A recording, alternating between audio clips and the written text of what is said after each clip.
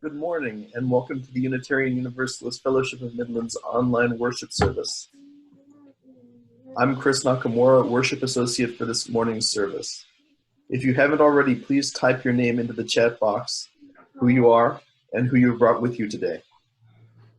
Unitarian Universalism is a welcoming and inclusive religion. It encourages us to keep open hearts and minds, because our own experience, conscience, and reason are the final authorities in religion. It affirms the inherent worth and dignity of every person, and that we are all connected to each other and the earth. If you are visiting us today, a special welcome to you. We appreciate you spending some of your Sunday morning with us. If you have any questions, please let us know in the chat box, by phone, or through our Facebook page. If you have been attending for some time and have come to feel that this is your spiritual home and you are considering becoming a member of the fellowship, please contact our minister, Eric Severson, or a member of the welcome team, or let us know your interest in the chat box. If you have a chalice or candle at home and would like to join in our chalice lighting remotely, now would be a good time to get that ready.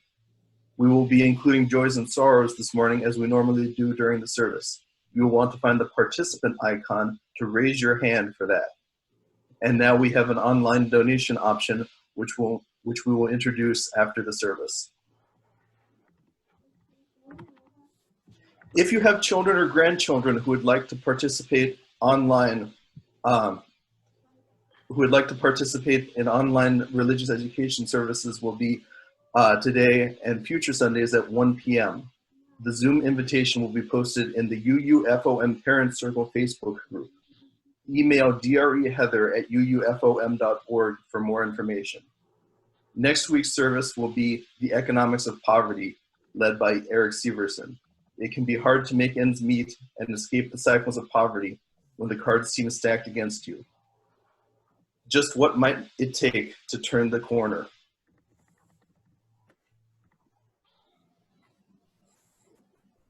We have a special announcement today from Janelle Dombeck regarding the Serendipity auction.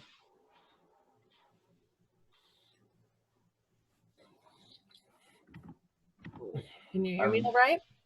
Yes. Meow. Hello. From Cheshire. I look back sometimes, every so often, just to make sure I'm not leaving anything important behind, like my tail. I can never be sure when I leave my tail behind me by mistake. And looking back at last night's Wonderland Tea Party, it was a perfectly delightful evening. There were 58 interesting, elegant, and mad tea partiers. The bidding was fast and furious and raised over $12,500. So far has bids of nearly $4,000 and $1,150 for the Bridge Center. These are simply mad results, worthy of Wonderland. And now, let me go find my tail. So hello, I am Janelle Dombeck. I'm not the Cheshire Cat, chair of the auction team. An event like this doesn't happen on its own, so I wanted to recognize the hard work of a number of people. The core team members started meeting in February, and then weekly after mid-March, when COVID made it clear we'd have to hold the event virtually in person. Alicia Toyzan is not shown on the screen, but we have her to thank for the Wonderland theme and the cool posters and design graphics. Here's what a bunch of the rest of the people did look like last night. Michael Malecki handled our connection with the Bridge Center charity. Jim Fallander was our voice of wisdom and silent auction lead. Vicki Rothar is our tech person, huge finding the Bidding Owl software and setting it up for our needs. And Beth Sperry and Sarah Noose-Warren did a great job with our live communications. We also had fantastic support from Wendy, helping us Zoom and publishing our communications. Connie Ofori-Dankwa did tech support during our live event. Heather Cleland Host was right on hand with kids activities to keep the little ones busy. And Pete Carlson did an amazing job as auctioneer. The silent auction will stay open until 7 p.m. tonight, so you all have a bit more time to review the slides, to review the items and bid them up. And then after 7, we need you to get onto Bidding Owl and pay for your purchases. If you'd rather not pay online, you can send a note through the Contact Us box on the front page of Bidding Owl and ask to pay by cash or check. And in that case, Vicki would email you your invoice and you would mail a check to the UU or drop an envelope holding your cash payment into the UU mailbox. Thanks to all of you for your support of the auction, both donating and bidding on the items. And thanks again to the auction team.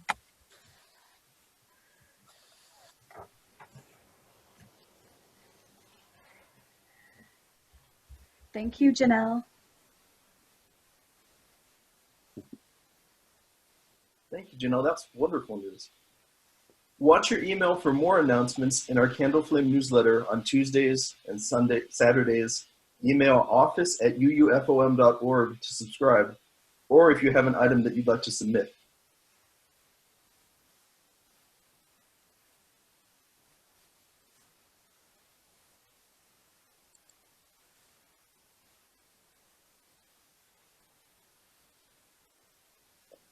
If you have a candle or chalice at home and would like to light it now, please do so. Our chalice lighting words today are titled Deepening the Spirit by the Reverend Dr. Cynthia Landrum. Please join me in reading the words on your screen. We light this chalice, the beacon that calls us to love, to justice, to a deepening of the spirit.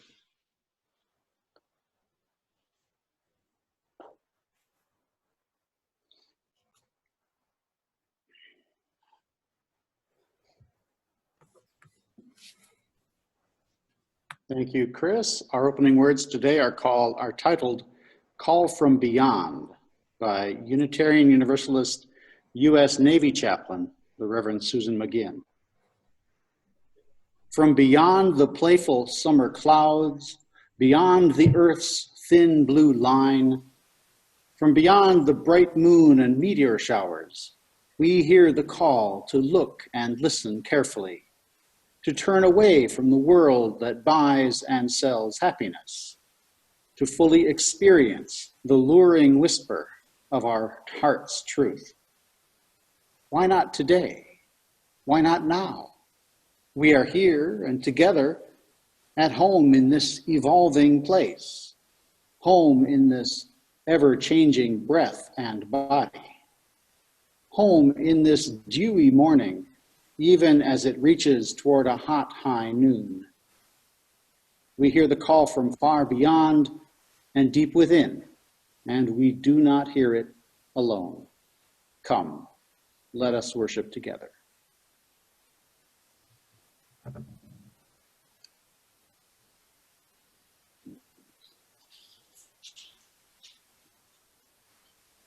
Now, with your mics muted, please join Ellen and Eric Severson in signing or singing our opening hymn, Spirit of Life.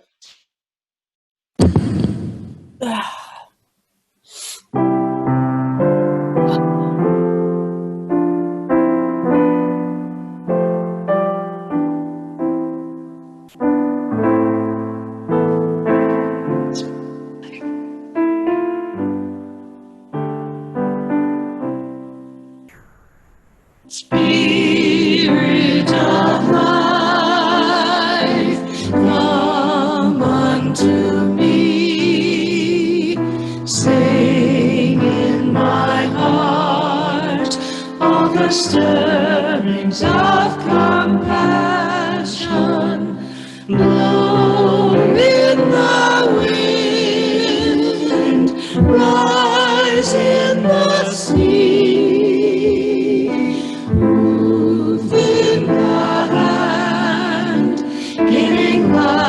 The shape of justice, roots Holy Ghost, wings set me free.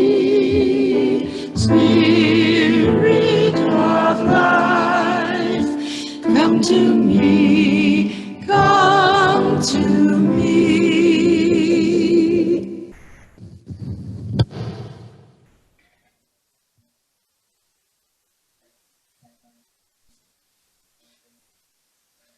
welcome. So today we have a story called Sky Color. I'm going to put it up on the screen so everybody can see it.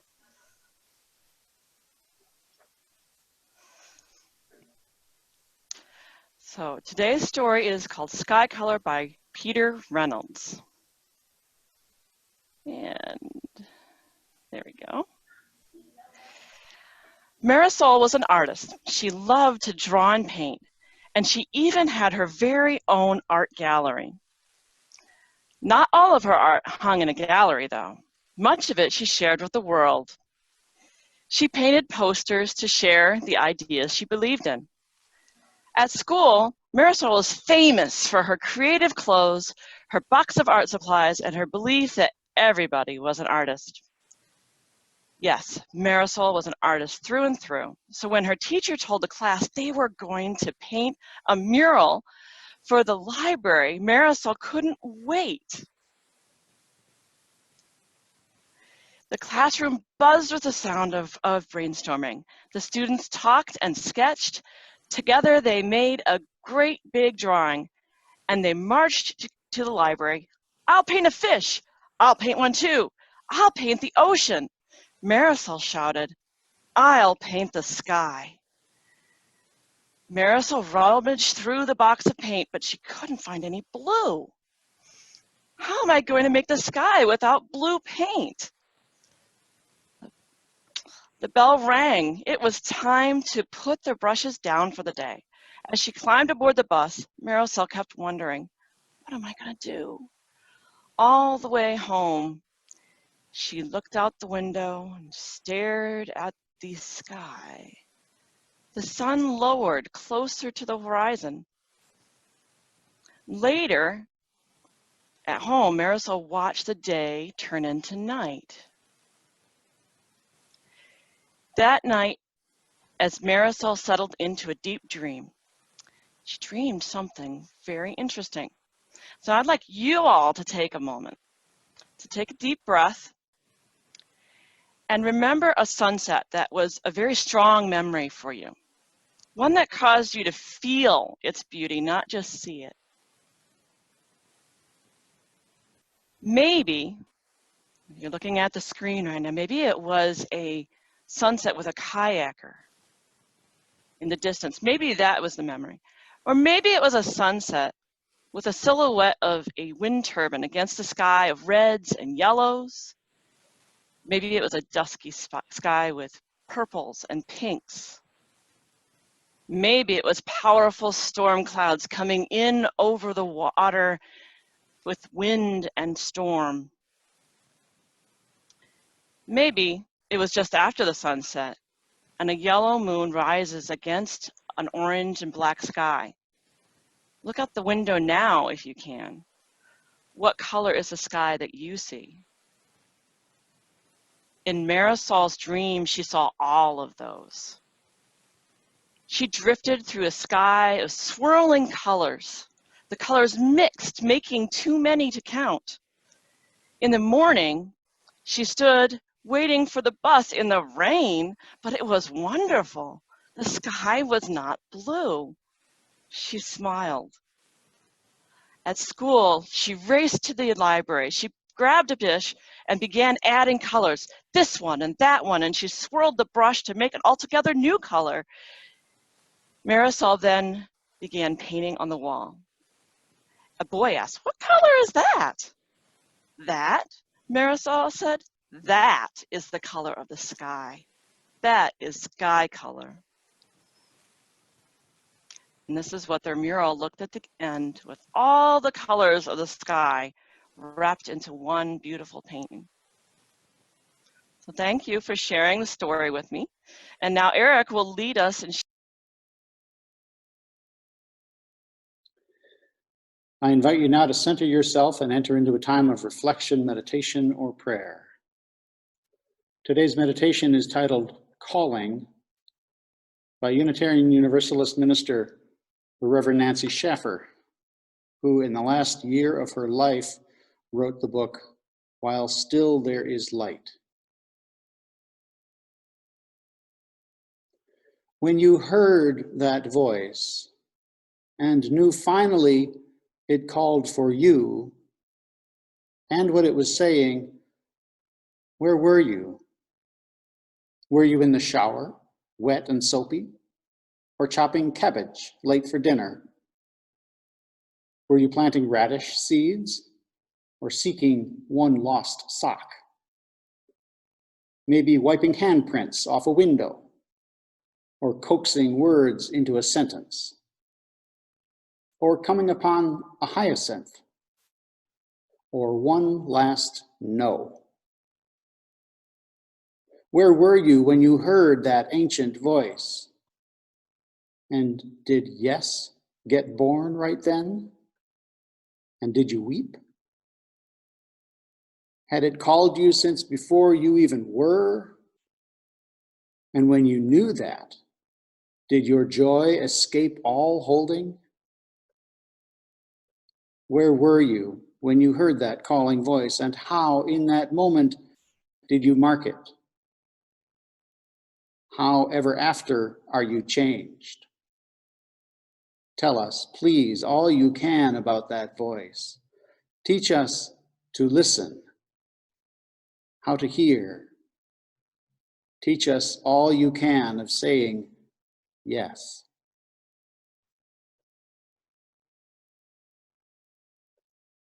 Chris will share our reading for today entitled Embrace by the Reverend David Ruffin from the book Becoming, a Spiritual Guide for Navigating Adulthood, edited by Kayla Parker.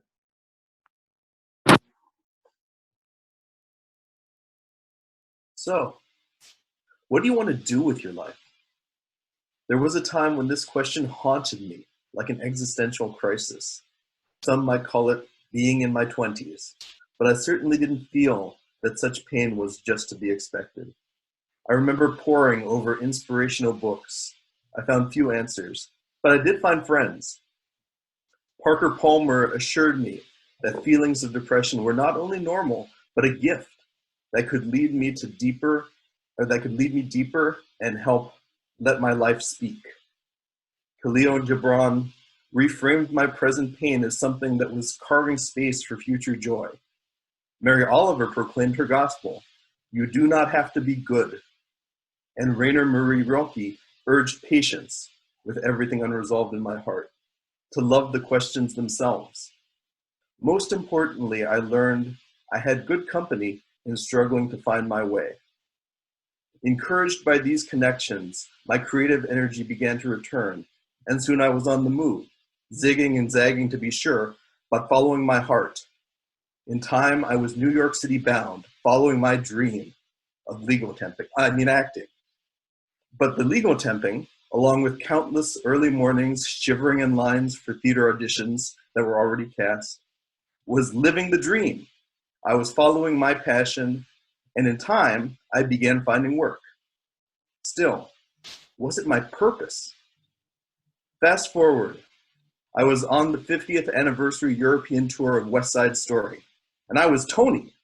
It was the pinnacle of my career in a role that felt meant for me, but I was struggling. We were playing Vienna with Paris around the corner, and I was dogged by a sinus infection, struggling with the famous high notes of Maria and fearing the consequences. Soon they came, a ticket back home. I was devastated. I'd overcome depression, followed my passion, and put in my time. I practically felt the glow of my parents' pride as I imagined them watching me on stage at Le Châtelet. But it wouldn't be. Instead, I experienced love anyway. A dear friend who traveled to see me holding my hand, castmates' tears transforming my own, Vienna's autumn leaves enveloping me in a golden glow. My parents' even greater pride in my courage facing this loss. Words penned in a journal entry. I am called to ministry. I used to think that finding my purpose meant finding a tiny intersection point between my passion and the world's need. Then, I took faith that the world needed passionate people, as Howard Thurman says, people who have come alive.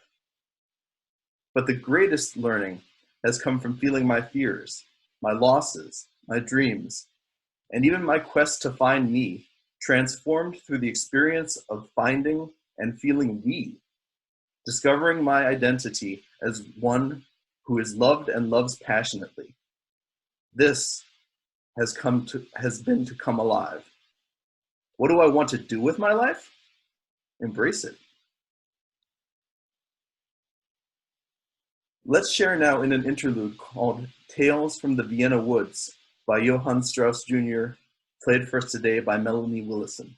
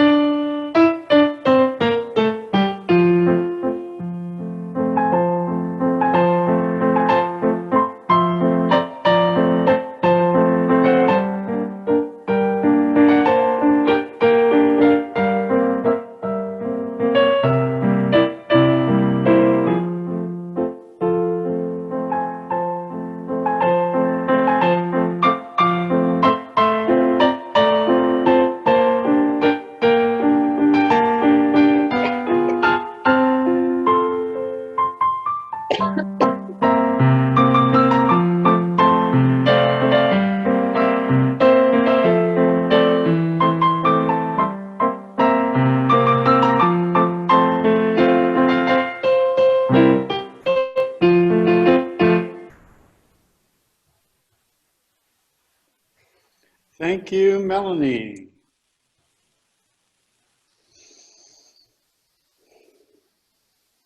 Our worship theme this month is vocation, which means our chosen career or occupation, whatever it is we do to earn a living.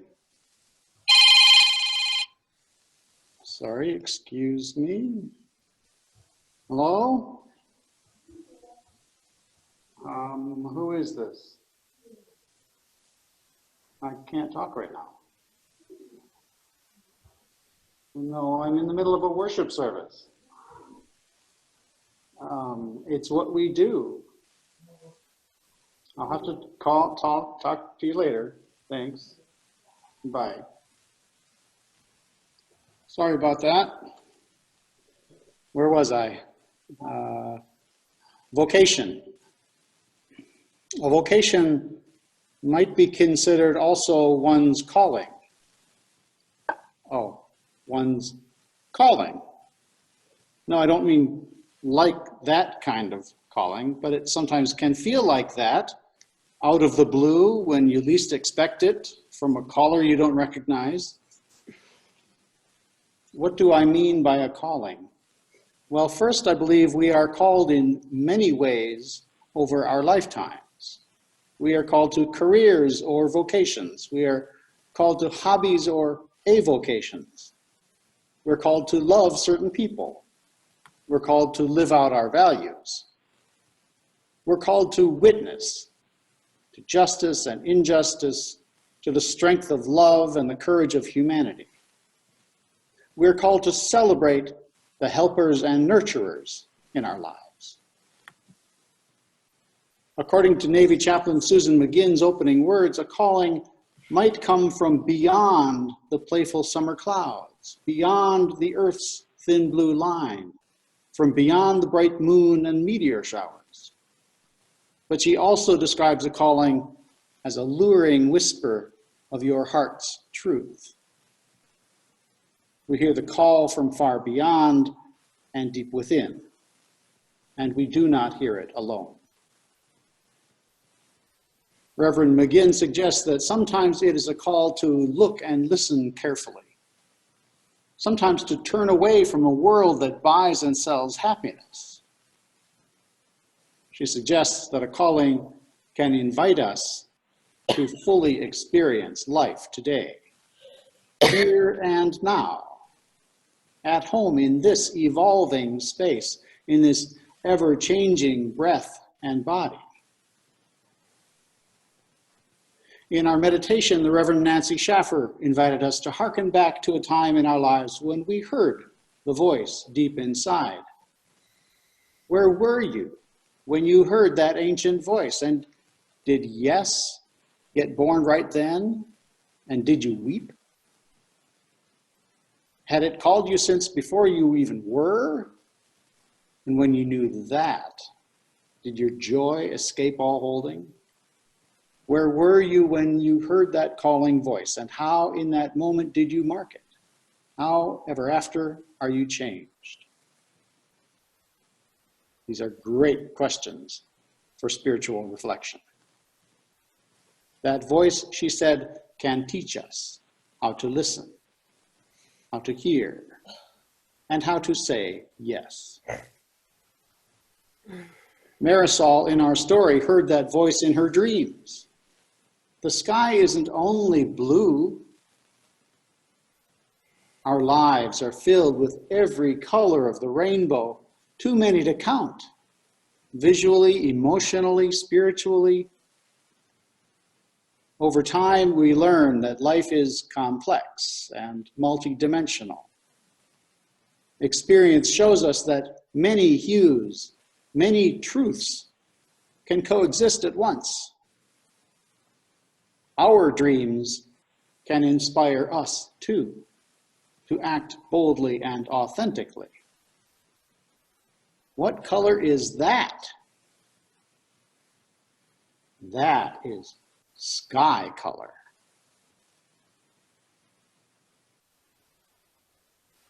We can hear many callings in a lifetime. The average US worker will change careers 5 to 7 times in their lives. I think I'm at about 5. And the barriers to following our callings can be many and varied as well. Economic, emotional, physical, temporal, societal. It's hard to break out of cycles of poverty, to overcome our fears, or negative self-talk, or the disapproval of authority figures, or to succeed over discriminatory practices or rules thrown in our way. A calling, though, can be reciprocal, not just one way. In my 40s, I felt empowered when I came to appreciate the "inter" in the word interview, that meeting with potential employers was an opportunity for me too, to judge if they were a good fit for me. When we hear a call, we can ignore it or respond to it. We Unitarian Universalists, for example, through prayer or song, word or deed, call upon the Spirit of life to come unto us, to fill our hearts with compassion, to enliven our hands so that we might give life the shape of justice. We call upon the Spirit of life to both hold us close and set us free. A calling can be reciprocal. During this pandemic, many of us yearn for, but are not allowed for everyone's health, a loving embrace.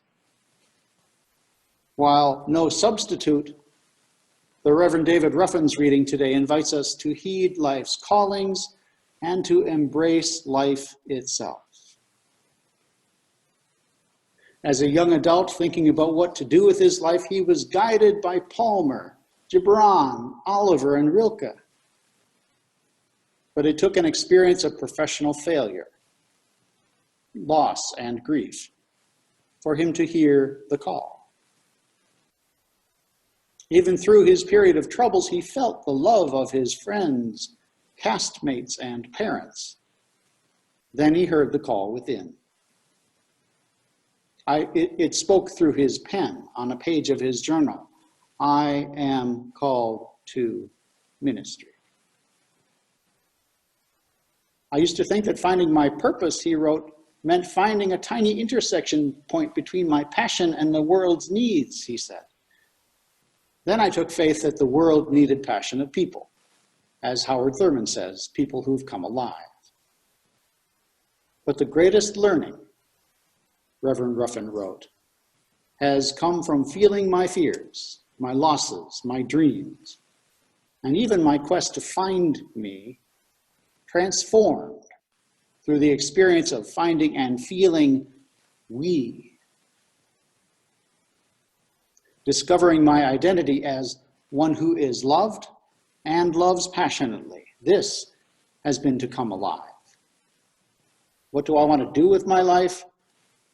Embrace it. Like Reverend Ruffin, I too heard a call to ministry. In my late 20s, the call came amid counseling sessions for family of origin issues, coming to terms with fatherhood, and discontent with my career of editing fantasy fiction novels. I heard the call also through the support of my partner and a small UU fellowship like this one, and inspired by a handful of ministers I had come to know. The rest of the story, I think you know, the professional hurdles, 25 years of living, growing, maturing, better understanding myself in the greater context of we, and continuing to hear the call that brought me to here and now. It is not a calling from what I would call a higher power, but from somewhere deep within and far beyond me, like a button on a long string, a piece of thread pulled by some unseen force.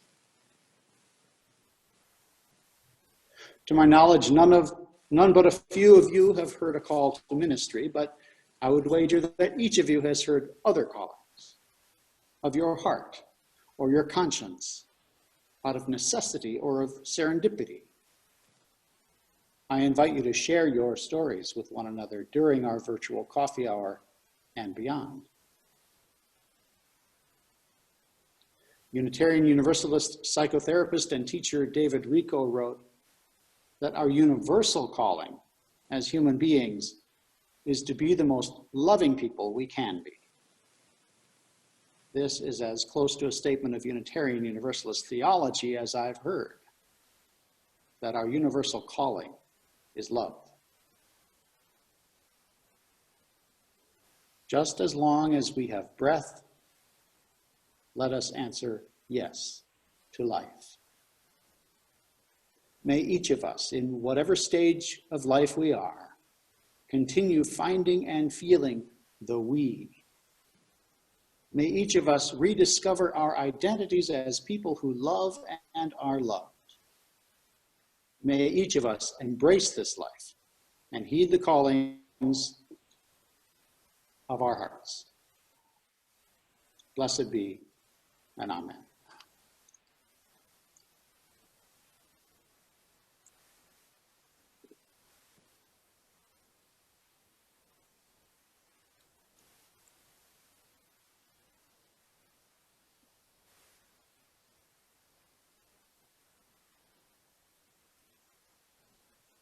We affirm the work of this fellowship and its mission through our financial contributions. We continue to rely on you paying your pledges and providing what you would otherwise drop in the collection plate.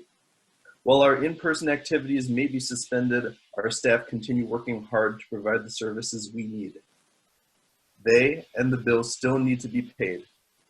Please give as generously as you can, and may what you give bring you joy. Please take this time to write a check if you wish and mail it to the fellowship at 6220 Jefferson Avenue, Midland, Michigan 48640. To donate online, please stay after the service for instructions. Another option is to set up bank auto pay, which can be arranged by asking our treasurer, Vicki, for the UUFOM checking account number and then having your bank set up a regular payment from your account. Thank you for your generosity.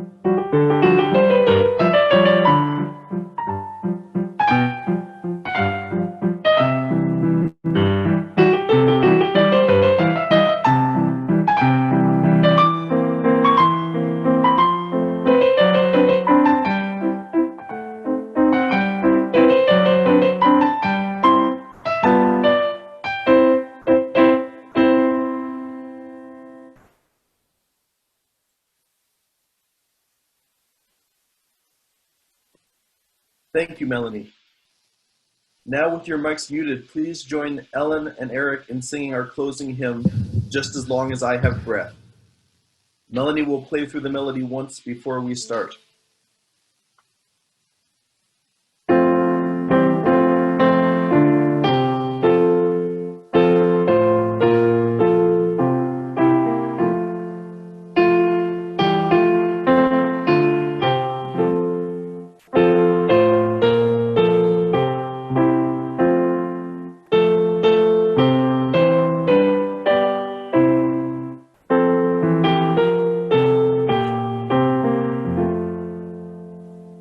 Just as long as I have breath, I must answer yes to life. Though with pain I make my way, still with hope I meet each day. If they ask what I did well, tell them I said yes to life. Just as long as vision lasts, I must on.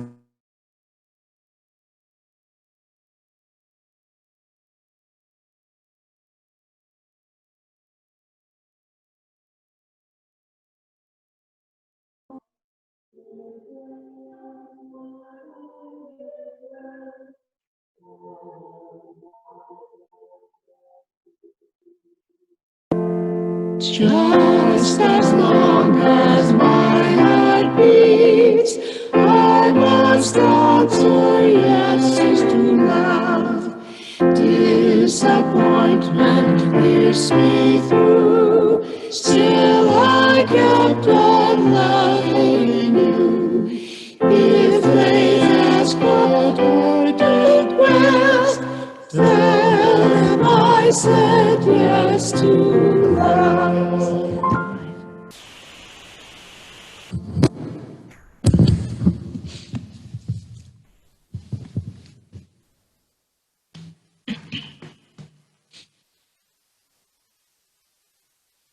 Thank you, Eric, Ellen, and Melanie. That was beautiful. Our closing words today are titled, "This is Our Calling" by D. Scott Cooper. I know I'm not at the pulpit anymore, am I? He got away. You'll have to find me. He's with me. Oh. These are our closing words. The world aches for us to join together and bring about healing, toil for justice, and produce ever-increasing love. This is our calling. Go forth and act accordingly. Amen.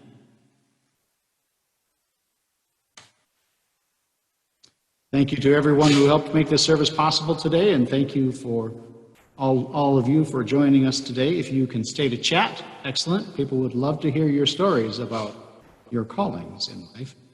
If you need to go, we'll understand. Whatever you may encounter in the coming week, please know that the love of this community goes with you. Until we're together again, many blessings.